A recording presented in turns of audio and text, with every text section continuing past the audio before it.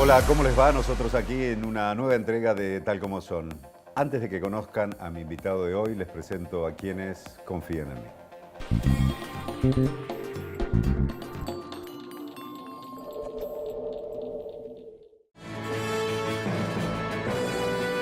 Préstamos personales de hasta 500.000 pesos a tasa fija.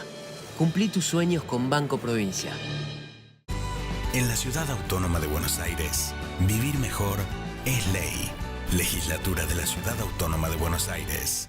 Sí al 98% de cloacas, sí al 100% de agua potable y sí a la menor mortalidad infantil de América Latina. ¿Te animas a seguir diciendo que sí a vivir mejor? Yo digo que sí.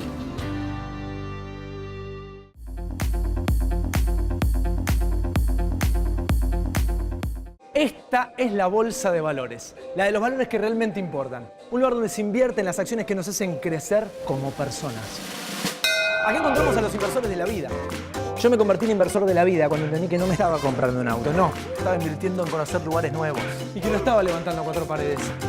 Invertí en mi propia historia familiar. Empecé a invertir en las cosas que realmente te importan, porque de eso se trata la vida, ¿no? De vivirla.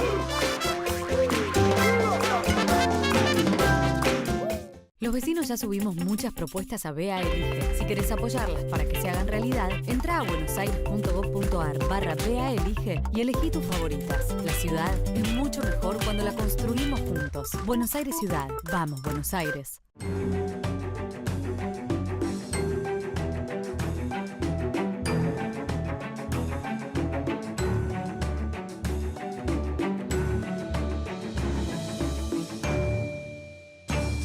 Escapate cuando todos vuelven. En Entre Ríos encontrarás todo lo que buscas. No lo pensés más. Tu finde está en Entre Ríos. Ministerio de Turismo. Gobierno de Entre Ríos.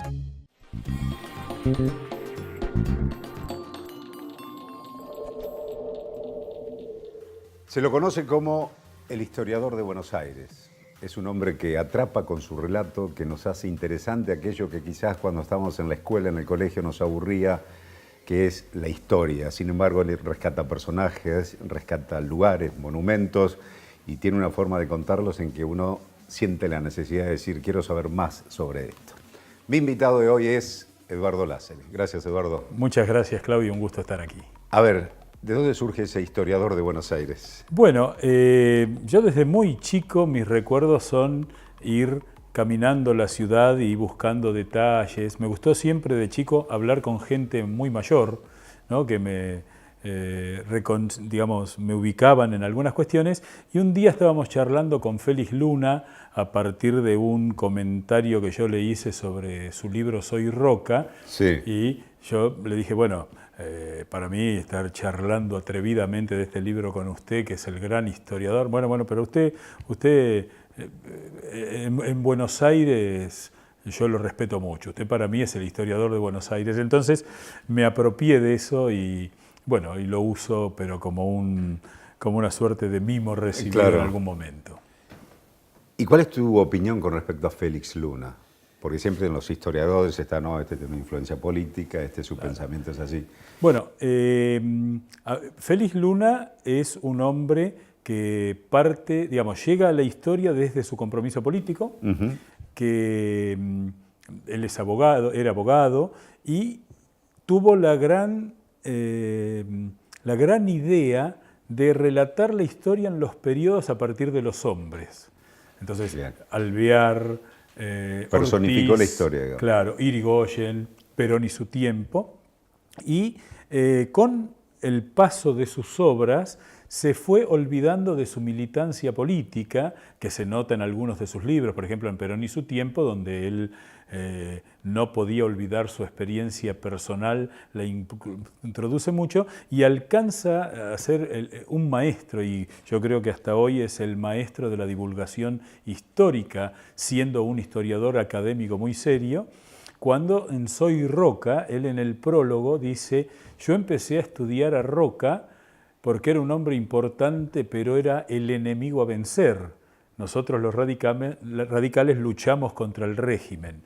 Y descubierto el personaje, terminó enamorándome. Así que hace un monumento a Roca, que es ese libro. Transformación de pensamiento en base a claro, haberlo lo cual, estudiado, ¿no? digamos, lo para mí ese es un gesto muy que lo vincula a Sarmiento. Sarmiento, cuando escribe el Facundo, que es su obra magna, cuando lo escribe el prólogo para su libro, porque él lo editaba como folletín, evoca a Facundo y le dice: sombra terrible de Facundo, vengo a evocarte, porque lo que Sarmiento descubrió en el libro fue que sin entenderlo a Quiroga, él no se entendía a sí mismo, ¿no? Entonces esa grandeza intelectual del que descubre en el otro parte de sí mismo es lo que lo hace a Félix Luna un tipo verdaderamente querible, además, y que escribía fantásticamente, ¿no? Fantásticamente. Eduardo, ¿y por qué esa pasión y ese apego a saber de cada rincón de Buenos Aires? Bueno, yo creo que Buenos Aires es una ciudad extraordinariamente bella, es una ciudad que además son 100 ciudades a la vez.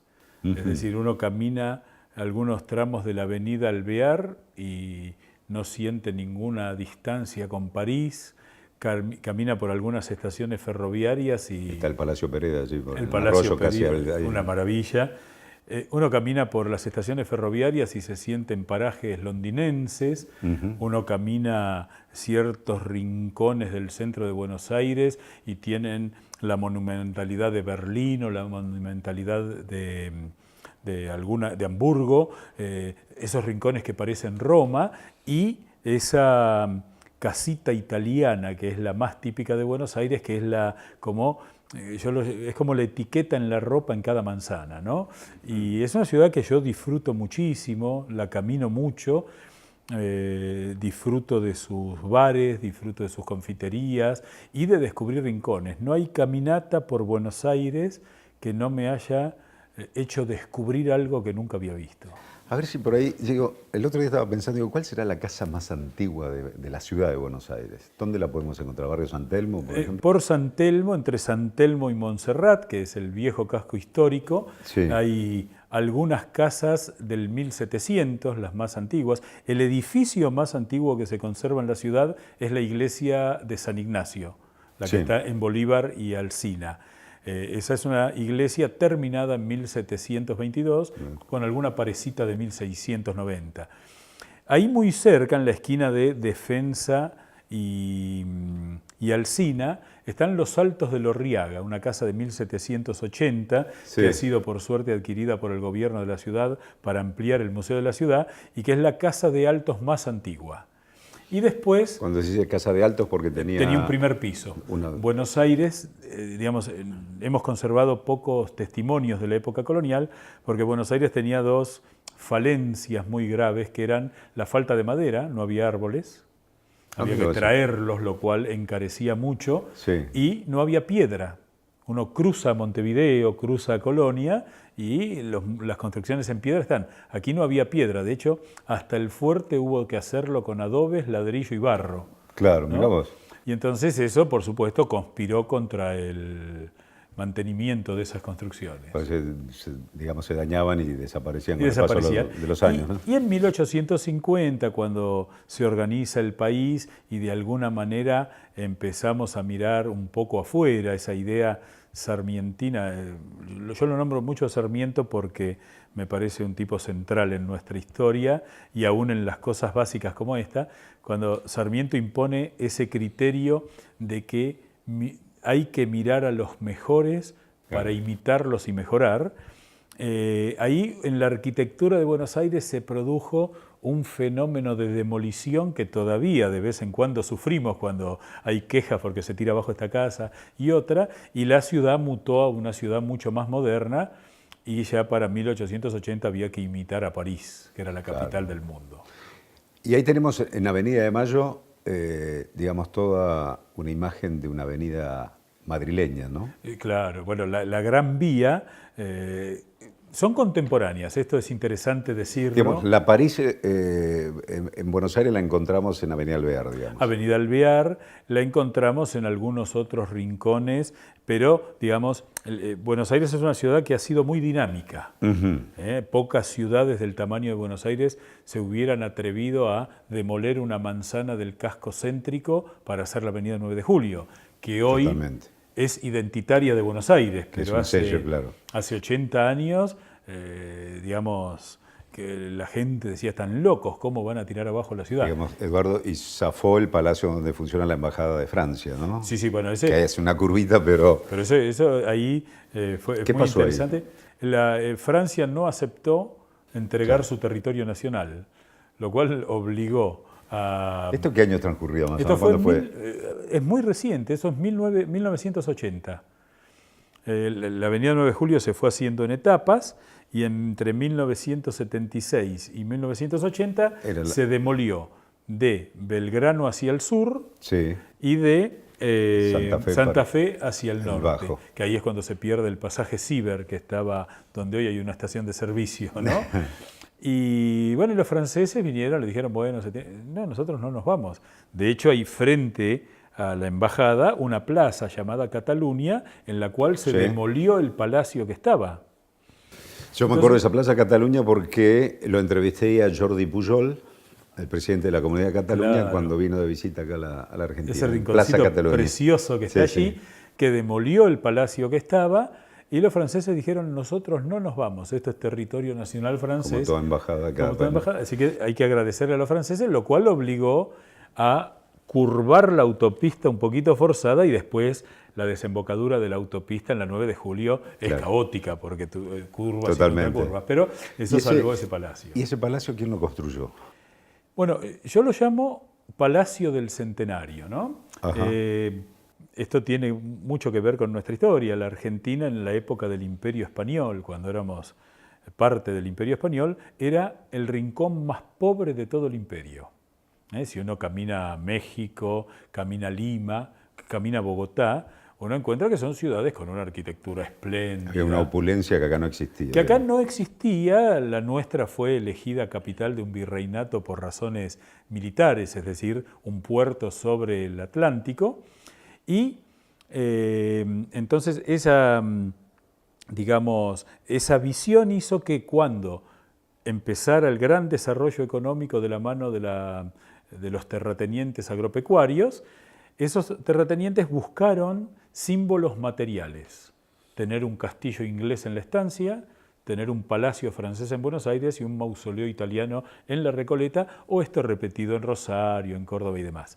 Qué bárbaro. Eso los convertía en nobles de alguna manera. Entonces, ¿Cómo era entonces el mueble el castillo en la estancia, el castillo inglés, el palacio francés en Buenos Aires y el mausoleo en el cementerio. Por las dudas. Por las dudas, claro. Bueno, hay una costumbre que no ha tenido parangón en el mundo, que era las visitas de cortesía a los mausoleos cuando venía un anfitrión a la casa, ¿no? Una de las visitas era ir hasta el cementerio. Yo voy a estar por acá. Acá tenemos esta bóveda donde voy a estar yo. Qué locura. Una cosa muy rara, ¿no? Que tenía que ver con eso de aparentar. Allí, entre 1890, que se construye el primer palacio, que es el que está todavía en manos familiares, en la esquina de Rodríguez Peña y Avenida Alvear, que tiene el enorme Gomero. Ese palacio primero Hume, después Duo y actualmente Maguire. Con ese palacio se empiezan una construcción tras otra de viviendas unifamiliares de más de 6.000 metros cuadrados cubiertos, con más de 50 personas de servicio. Buenos Aires construye 150, es la mayor colección de palacios construida en el mundo en ese tiempo, no hay ningún otro lugar que se aproxime. Y Avenida Alvear, que era antiguamente también la Avenida del Libertador hasta el Hipódromo, tenía lo que hoy es la Embajada de Estados Unidos, Palacio Bosch, el Palacio Errázuriz, hoy Museo de Arte Decorativo, el Palacio Dodero, hoy Embajada de España, y así una larga lista que culminaban en esa esquina de Arroyo y Cerrito, en un palacio que hacía de culminación de la avenida Alvear, que era el Palacio de los Ortiz Basualdo, y que en su momento, cuando se produce la crisis económica de los años 30, algunas de estas familias vendieron y la mayoría fueron embajadas, y en otros casos el drama de las herencias, como están planteadas en la Argentina, que obligan a la división, hizo que muchos fueran demolidos, ¿no? Qué bárbaro. Toda la avenida Alvear era una avenida absolutamente coherente arquitectónicamente, hoy sigue siendo muy porteña, pero sí, diversidad de estilos. Hasta rascacielos de Mario Roberto Álvarez ahí en la avenida, ¿no? Exactamente. Y ¿Y el lugar más italiano de Buenos Aires? Que es una buena pregunta. Hay un rinconcito que es Roma, que es la esquina de Ascuénaga y Rivadavia. En Ascuénaga y Rivadavia Sí. hay un edificio que es una esquina, como muchos edificios de Buenos Aires, muy romanos, que son esos edificios de 3 plantas que van variando cada ventana en cada piso, unas con frontis redondo, otra con frontis triangular, pero que detrás tiene un pasaje muy utilizado en muchísimas propagandas, porque es un rincón rarísimo de Buenos Aires. Ese edificio se llama Pasaje Colombo, y uno, digamos, es llevado allí con un pañuelo en los ojos, lo descubren y se siente en una esquina romana. Ascuénaga y Rivadavia. Ascuénaga y Rivadavia. No lo tengo ese, lo voy a ir a recorrer cuando pueda por ahí. Es un rincón precioso. Los constructores, en líneas generales, en mayoría en aquella época de los grandes palacios en Buenos Aires, ¿eran italianos?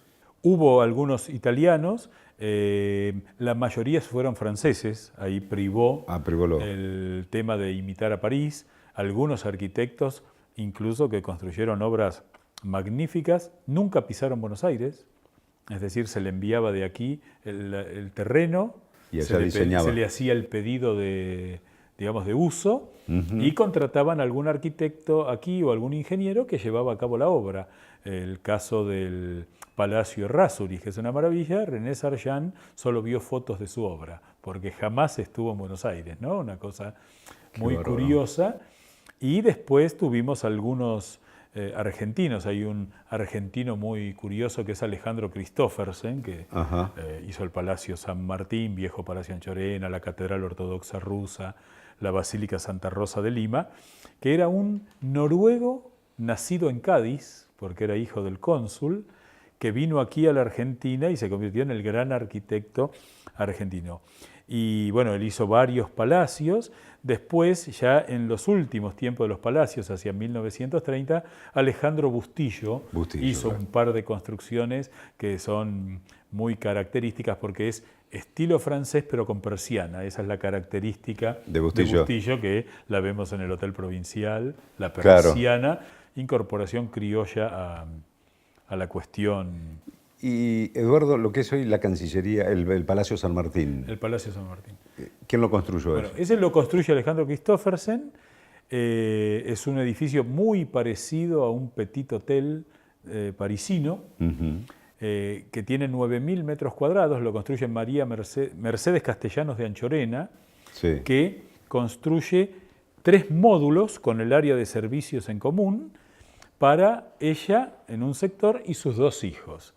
Y después, ya pensando en la posteridad, ella misma construye la Basílica del Santísimo Sacramento, que es la iglesia que está detrás del Cabanag. Que es la más coqueta de Buenos Aires. La más coqueta de Buenos Aires, donde ella está sepultada en la cripta, y que la construyó. Es interesante porque el porqué de los palacios tiene que ver con el éxito del experimento capitalista de principios del siglo XX de la Argentina.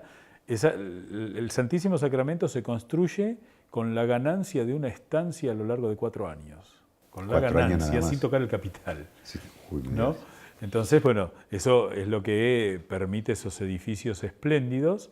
Y hay una leyenda ahí que es que su hijo, Aarón de Anchorena, que es quien es el primer hombre que cruza en globo el Río de la Plata, y entonces la madre, para obsequiarlo, le regaló las 5.000 hectáreas que rodeaban al lugar donde aterrizó, ¿no? Esas excentricidades muy argentinas, y ahí él construye su palacio, que es hoy la casa de descanso del presidente del Uruguay, el Palacio Anchorena. El Palacio Anchorena, claro. Y lo curioso es que, esto es un chisme de época, de esos que no nos gustan, Aarón de Anchorena tuvo un romance con Corina Cabanag. Ahí viene la historia del Cabanag con el hotel. Exactamente. Entonces, esto es una leyenda urbana porque no coinciden los tiempos, pero se dice que Corina Cabanag, que no pudo seguir adelante con ese noviazgo porque la que hubiera sido su suegra le imponía el no haber sido una dama patricia, sino una nueva rica, porque eran hacendados, pero de hijos de inmigrantes. Decide comprar el terrenito con el cual se hubiera completado la manzana del Plaza Hotel. Del Plaza Hotel. Y ahí le pide a los arquitectos un edificio moderno que rompa con la imagen francesa de la Plaza San Martín, pero con una curiosidad, con una exigencia, perdón, que era que tenía que tapar totalmente la visual de la iglesia del Santísimo Sacramento respecto del Palacio Anchorena, como venganza a la que no fue su suegra. Claro. No coinciden los tiempos porque doña Mercedes había muerto 15 años antes, pero lo que sí es cierto es la prolijidad con la que el Cábanac tapa la iglesia. Llama la atención. Llama la atención. Edificio que tiene dos cuestiones muy excéntricas. Es un edificio del típico Art Deco estadounidense que culmina en una mansarda francesa para hacer juego con los edificios que lo rodean, y en el piso que tenía Corina Cábanac pone en las salidas al balcón 3 templos jónicos. Con lo cual vos mirás el edificio y si le prestás atención al piso donde está el viejo departamento de Corina Cábanac, tiene templos griegos que salen al balcón, una cosa que no tiene nada que ver arquitectónicamente. Pero era el gusto de quien ponía la plata para hacerlo, Eso, ¿no? Sí. Sin lugar a dudas. De los edificios religiosos, en este caso las iglesias, catedrales, la Catedral Metropolitana. Vos sabés que la Catedral Metropolitana, una vez un cronista de Buenos Aires la definió de una manera de la que me apropié, que es, nos encontramos con un templo griego, cuyas puertas paraguayas, porque fueron hechas las puertas de la catedral en las misiones del Guairá, nos permiten pasar a un vestíbulo francés, cuyas puertas nos hacen acceder a una iglesia española que fue pintada a la italiana, completada con pisos ingleses, altares portugueses donde ocasionalmente rezan argentinos, ¿no? Esta descripción cosmopolita, al menos. Cosmopolita es una descripción precisa de una catedral que, por lo que charlábamos antes de la falta de buenos materiales, debían de traerlos de otros lados. Tiene 7 etapas que son consecuencias una tras la otra de derrumbes de la construcción anterior, y desde 1825 luce como actualmente. Y tiene una curiosidad, que es que al no haberse completado el proyecto de obra, que era un campanario sobre la calle San Martín, nunca se la pudo declarar basílica. Buenos Aires es la ciudad americana con mayor cantidad de basílicas en América. Es decir, no hay ninguna otra ciudad que tenga 15 basílicas. Y uno se pregunta, ¿pero por qué la catedral, que es históricamente la primera, porque no está terminada y condición para ser basílica? Salvo la condición de la Sagrada Familia de Barcelona, la basílica tiene que estar terminada. Así que la vieja iglesia catedral de Buenos Aires espera su campanario para ver si la premian. ¿La basílica tiene jerarquía, es mayor que catedral, digamos, o no? Son distintas. Son distintas, claro. Okay. La catedral es donde está la cátedra, el sillón del obispo. Claro, ¿sí? Como la sede máxima del representante de la iglesia en esa ciudad. La basílica es una iglesia que queda como sucursal, no es exactamente la palabra, pero se entiende fácilmente, es sucursal de una de las 4 basílicas de Roma. Y Buenos Aires tiene 15 basílicas, donde se consiguen ciertas gracias espirituales por esa condición de basílica, por méritos que pueden ser arquitectónicos, históricos, religiosos, y Buenos Aires tiene 15 de esas iglesias. ¿Y en el cementerio de la Recoleta, Eduardo, encontramos allí símbolos de la masonería, no? Sí, muchos. Hay incluso la entrada del cementerio, que se luce tan linda, algunos la han llamado la venganza de la catedral, porque la construye un arquitecto masón, Juan Busquiazo, al año siguiente que San Martín es repatriado a la Argentina. El testamento de San Martín era un testamento confuso. Quiero ser conducido al cementerio sin funerales, pero deseo que mi corazón descanse en el de Buenos Aires. Entonces, ¿en dónde? ¿En el cementerio o en el corazón de Buenos Aires? Claro. El presidente Avellaneda zanjó el asunto en el corazón de Buenos Aires, lo ubicó en la catedral, y San Martín, que es masón, nunca más pudo ser homenajeado por la masonería. Porque no estaba tenían que entrar a la iglesia. Claro. En esos tiempos la iglesia y la masonería se llevaban muy mal. Entonces, la entrada del cementerio de la Recoleta es un templo masónico, donde hay un dato que se puede apreciar a simple vista. Uno mira el piso y dice, esto es un rectángulo. Sin embargo, es un paralelogramo, porque es la representación del mundo físico para los masones, y de esa manera la masonería se vengó de la catedral, porque para entrar en la Recoleta entras por un templo masón o no entras. Y así hay muchísimos símbolos a lo largo y a lo ancho del cementerio y de la ciudad, ¿no? ¿Quiénes descansan hoy ahí de emblemáticos conocidos? Bueno, es el Panteón Nacional. Ajá. 5 de los miembros de la primera Junta de Gobierno. Saavedra, Paso, Larrea, Mateu y me estoy olvidando de Ascuénaga. Después hay 5 firmantes del Acta de la Independencia. Hubo, de los 40 presidentes argentinos muertos, 26 han estado sepultados, algunos han sido trasladados y hoy hay 21. 200 gobernadores de provincias, premios Nobel, está Carlos Saavedra Lamas, está Leluar, y después ahí, yo siempre digo que de cualquier aspecto de la historia argentina que uno quiera transitar, hay un representante, salvo 3 ausencias muy curiosas. No hay cantantes de tango, no hay futbolistas y no hay sindicalistas. Son 3 aspectos que hacen a nuestra identidad, pero que faltan de la Recoleta hasta hoy. Hasta hoy. Eduardo, se nos acabó el tiempo por hoy, pero seguimos conversando en el próximo Tal Como Son. Con todo gusto, muchas gracias. Muchísimas gracias por estar allí, nos vemos en el próximo Tal Como Son. Bien. Roque Sáenz Peña. Luis Sáenz Peña, que... Luis es el padre. Es el padre. Único caso de padre e hijo presidente. Roque le dice al padre que quiere presentar a la novia, don Luis habilita un sarao, que era una fiesta que se hacía en las tardes, y Roque entra con la novia y don Luis se pone pálido, entra a temblarle la barba y le dice: Roque, al escritorio, jamás te vas a casar con esa mujer. ¿Pero por qué? ¿Qué hemos hecho, papá? Es hija mía.